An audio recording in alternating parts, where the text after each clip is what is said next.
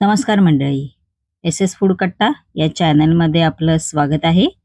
आज आपण पाहणार आहोत खमंग असे गुजराती स्टाईल मेथी न गोटा ही रेसिपी आणि त्याच्याबरोबर खाण्यासाठी बेसन कढी ही रेसिपी पाहणार आहोत.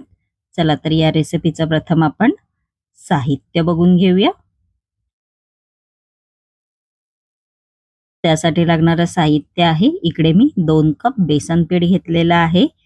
त्यानंतर अशी 1 कप मेथी घेतलेली आहे, 1 कप कोथिंबीर घेतलेली आहे, 2 चमचे बारीक रवा आहे तो घेतलेला आहे, 3 ते 4 हिरव्या मिरच्या अशा बारीक चिरून घेतलेल्या आहेत, आलं घेतलेलं आहे ते सुद्धा असं बारीक चिरून घेतलेलं आहे, धणे घेतलेले आहेत 1 चमचा ते कुटून घेतलेले आहेत, अर्धा चमचा मोहरी, कढीपत्ता, अर्धा चमचा काळी मिरी, अर्धा चमचा हळद, खायचा सोडा घेतलेला आहे अर्धा चमचा, अर्धा चमचा साखर आणि चवीनुसार मीठ घेतलेलं आहे. सर्वप्रथम आपण आता बेसन कढी आहे ती बनवून घ्यायची आहे. त्यासाठी इकडे मी बाउल घेतलेला आहे, त्यामध्ये आपण आता अर्धा कप बेसन पीठ आहे ते घालायचं आहे. त्यानंतर हळद घालायची आहे अर्धा चमचा. त्यानंतर याच्यामध्ये आपण चवीनुसार मीठ आहे ते घालायचं आहे. त्यानंतर आपण आता ह्याच्यामध्ये थोडं पाणी घालायचं आहे व मिक्स करून घ्यायचं आहे. असं मिक्स करायचं आहे. त्यानंतर बाकीचं पाणी घालून घेणार आहोत. इकडे मी 1 कप पाण्याचा वापर केलेला आहे. बघू शकता असं ढवळून घ्यायचं आहे, गुठल्या नाही राहिल्या पाहिजेत असं ढवळून घ्यायचं आहे. बघू शकता असं ढवळून घेतलेलं आहे मी. आपण आता याच्यामध्ये साखर घालायची आहे अर्धा चमचा व ढवळून घ्यायचं आहे चांगलं. साखर विरघळली पाहिजे असं ढवळून घ्यायचं आहे.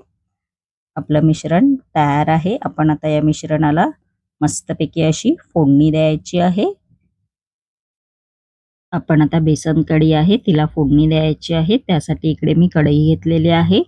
कढईमध्ये आपण आता तेल घालायचं आहे 2 चमचे. तेल आपलं गरम झालेलं आहे. आपण आता याच्यामध्ये मोहरी घालायची आहे.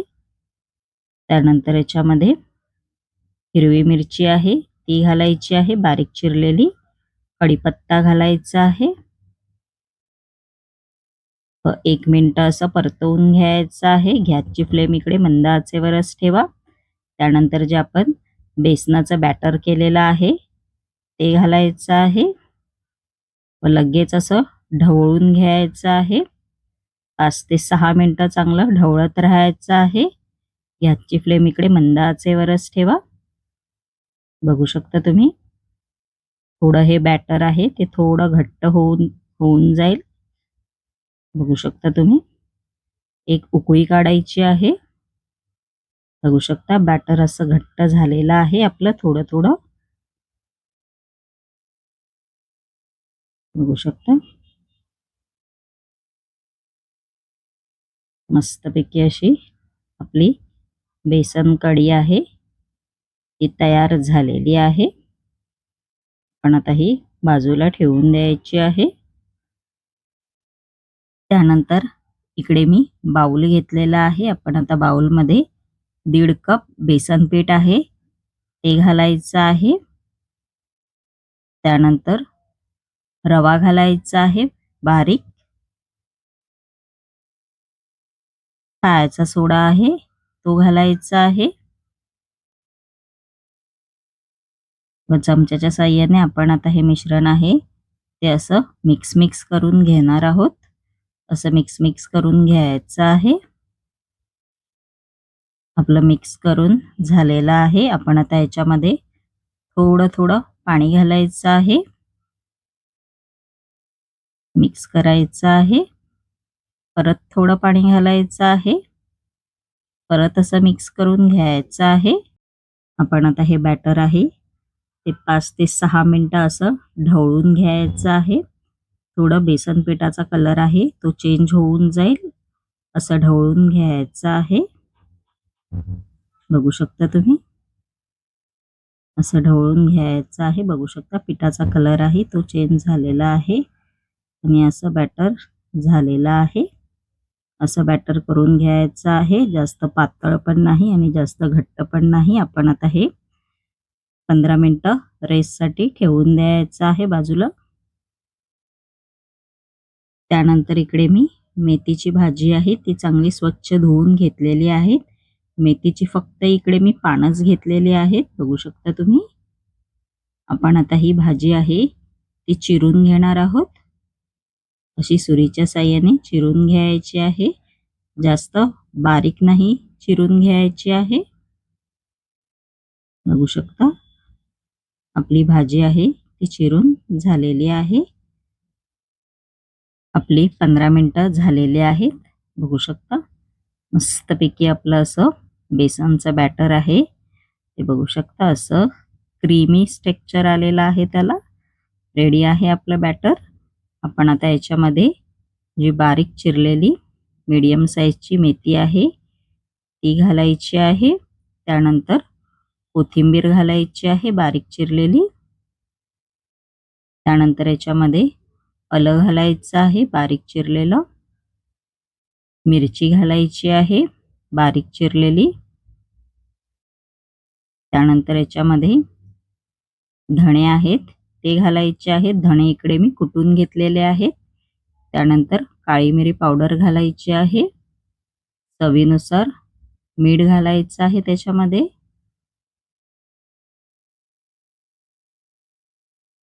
त्यानंतर याच्यामध्ये आपण आता लिंबाचा रस आहे तो घालायचा आहे. सगळं मिश्रण आपण मिक्स करून घेणार आहोत. आपण आता हे मिश्रण आहे ते चमच्याच्या साहाय्याने असं मिक्स करून घ्यायचं आहे. बघू शकता तुम्ही असं स्ट्रेक्चर झालं पाहिजे मिश्रणाचं. जास्त पातळ पण नाही जास्त घट्ट पण नाही. आपला बॅटर तयार आहे.